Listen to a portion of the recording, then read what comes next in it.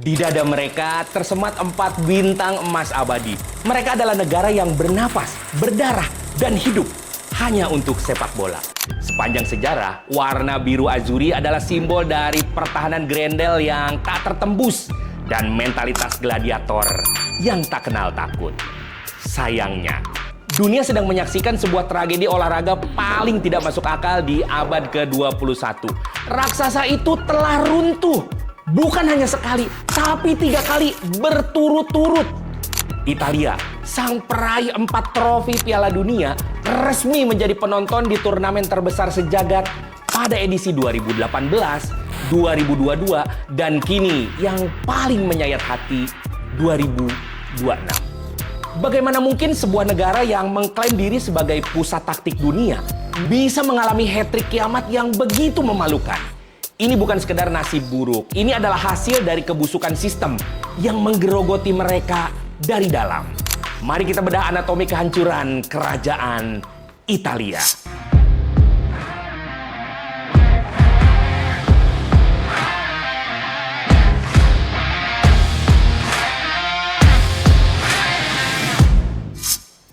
Untuk memahami kedalaman luka ini, kita harus menyadari bahwa bagi masyarakat Italia, sepak bola bukanlah sekedar olahraga. Sepak bola adalah agama kedua. Sejak bola pertama kali ditendang di turnamen global, Italia selalu hadir sebagai protagonis utama. Mereka menjuarai Piala Dunia 1934, 1938, 1982, dan 2006. Identitas mereka dibangun di atas fondasi yang sangat kokoh, Catenaccio, sebuah filosofi taktik yang memuja seni bertahan di atas segalanya. Lebih dari sekedar taktik, pemain Italia selalu dianugerahi apa yang mereka sebut sebagai La Grinta, sebuah mentalitas petarung jalanan, ketangguhan untuk menderita di bawah tekanan lawan, dan kelicikan untuk mencuri kemenangan di menit-menit akhir. Mengenakan jersey biru azzurri dulunya adalah garansi bahwa lawan harus rela meneteskan darah jika ingin mencetak gol. Namun, identitas sakral itu kini telah menguap entah kemana. Kita semua mengingat masa keemasan itu. Dekade 90-an hingga awal 2000-an adalah era di mana Serie A menjadi liganya para dewa.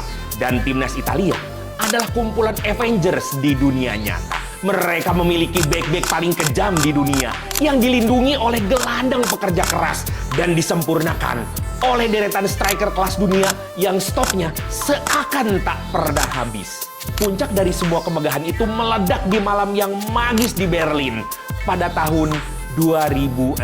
Memang, mereka sempat memberikan sebuah ilusi kebangkitan saat secara ajaib menjuarai Euro 2020 di tengah masa pandemi. Saat itu, dunia berpikir bahwa sang raksasa telah terbangun dari tidur lelapnya. Sayangnya, gelar di Wembley itu hanyalah sebuah fata morgana yang kejam. Sebuah anomali sesaat yang justru menutupi borok kehancuran yang sudah membusuk hingga ke akar-akarnya. Kiamat pertama terjadi pada malam yang dingin di bulan November 2017. Tragedi Swedia. Di bawah asuhan pelatih Gianpiero Ventura, Italia bermain seperti tim tanpa nyawa dan tanpa arah.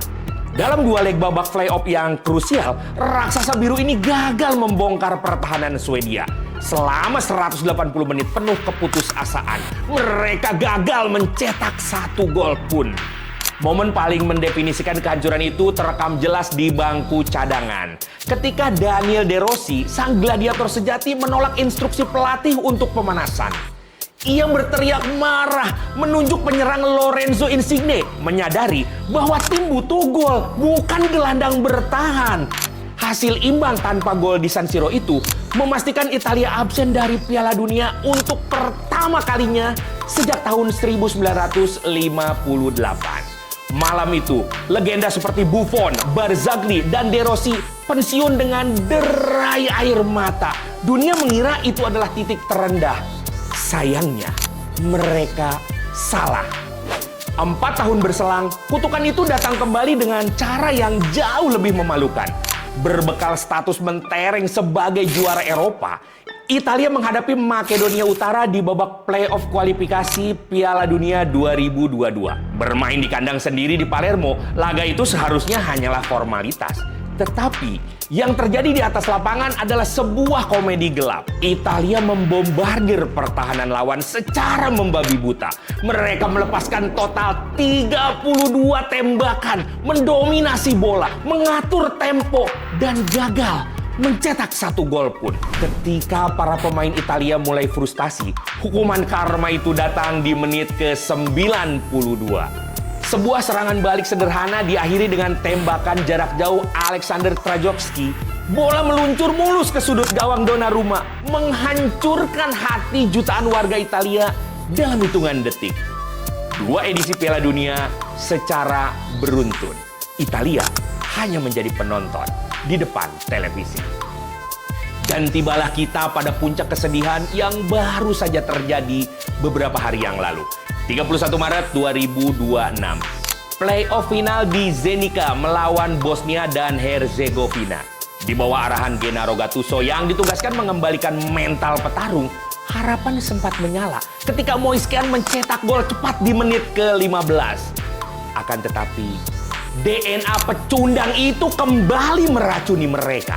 Di menit ke-41, sebuah pelanggaran ceroboh dan sangat tidak perlu dari bek andalan, Alessandro Bastoni, berbuah kartu merah langsung.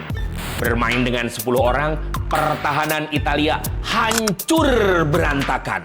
Hingga Bosnia menyamakan kedudukan di menit ke-79. Laga berlanjut ke babak adu penalti. Sebuah panggung yang menguji mental baja. Di titik kritis inilah para pemain Italia hancur. Kegagalan eksekusi dari Pio Esposito dan Bryan Cristante memastikan kekalahan 4-1. Hat-trick kiamat telah resmi terjadi. 3 Piala Dunia, 3 kali menangis di babak playoff. Pertanyaannya, mengapa kutukan ini bisa terjadi berulang kali? Akar masalah pertama dan yang paling krusial adalah matinya spesies striker kelas dunia di tanah Italia. Jika kita menengok ke masa lalu, Italia tak pernah kehabisan predator bernomor 9. Sejak era Mario Balotelli di tahun 2012, keran pencetak gol itu mengering kerontang. Mereka harus mengandalkan Ciro Immobile yang selalu tajam di level klub, namun berubah menjadi amatir saat berseragam timnas. Keputusan federasi sangat terlihat ketika mereka harus terbang ke Argentina untuk menaturalisasi pemain seperti Matteo Retegui.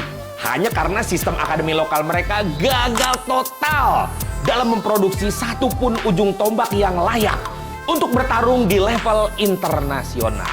Tanpa mesin gol, mendominasi pertandingan hanyalah aktivitas membuang-buang keringat. Bobrok kedua terletak pada sistem liga mereka sendiri, Serie A. Kompetisi domestik yang seharusnya menjadi tulang punggung tim nasional justru mengkhianati mereka. Klub-klub raksasa seperti Inter Milan, AC Milan, dan Napoli jauh lebih suka mengimpor pemain asing dengan harga murah ketimbang memberikan menit bermain yang krusial untuk talenta-talenta lokal Italia. Hanya Juventus yang secara historis selalu menjadi penyuplai kerangka utama timnas. Seperti yang dikatakan oleh para pengamat, ketika fondasi lokal Juventus sedang hancur, maka timnas Italia pun ikut rubuh. Para pemain muda Italia kini kekurangan pengalaman bertarung di level tertinggi Liga Champions. Membuat mereka gagap dan demam panggung saat dihadapkan pada pertandingan hidup mati berseragam tim nasional. Fondasinya telah keropos dari dalam. Dosa ketiga, dan mungkin yang paling menyakitkan bagi para puris sepak bola Italia, adalah hilangnya identitas sakral mereka, La Grinta. Timnas Italia saat ini telah kehilangan jiwa petarung jalanannya. Tidak ada lagi sosok pemimpin lalim di atas lapangan seperti Marco Materazzi, Fabio Cannavaro, atau Daniel De Rossi yang siap menghantam lawan demi menjaga kehormatan bendera. Generasi saat ini dinilai terlalu lembek dan dimanjakan ketika mereka dihadapkan pada tekanan ekstrim dari puluhan ribu supporter lawan di laga playoff. Mental mereka menciut. Bahasa tubuh mereka di atas lapangan memancarkan ketakutan akan kegagalan, bukan rasa lapar akan kemenangan. Kartu merah konyol dan kegagalan penalti di saat kritis adalah bukti mutlak bahwa secara psikologis skuad ini tidak memiliki DNA baja layaknya para pendahulu mereka. Lebih dari sekedar kegagalan taktik atau kerugian finansial triliunan rupiah, dampak paling menghancurkan dari tragedi ini adalah trauma sosial. Ada sebuah realita yang sangat menyesakan dada. Anak-anak di seluruh penjuru Roma, Milan, hingga Napoli yang lahir pada tahun 2014 kini telah berusia 12 tahun. Dan sepanjang kesadaran mereka hidup di muka bumi ini, anak-anak tersebut tidak pernah sekalipun melihat negara kebanggaannya bertanding di Piala Dunia. Ini adalah tragedi generasi yang hilang. Italia kini bukan lagi soal mengganti pelatih atau merombak susunan pemain. Mereka membutuhkan revolusi total dari akar rumput. Mulai dari sistem akademi, regulasi pembatasan pemain asing, hingga membangun kembali mentalitas bangsa yang telah hancur. Jika mereka terus hidup dalam penyangkalan dan romantisme masa lalu, maka 4 bintang emas mereka di dada tidak lagi bermakna sebagai lambang kehormatan, melainkan akan berubah menjadi batu nisan yang sangat berat. Kerajaan gladiator itu kini telah runtuh dan dunia hanya bisa terdiam menyaksikan abu reruntuhannya. Menurut kalian, apa yang membuat timnas Italia bisa menurun seperti ini? Mari tulis di kolom komentar. Sampai jumpa di cerita bola selanjutnya.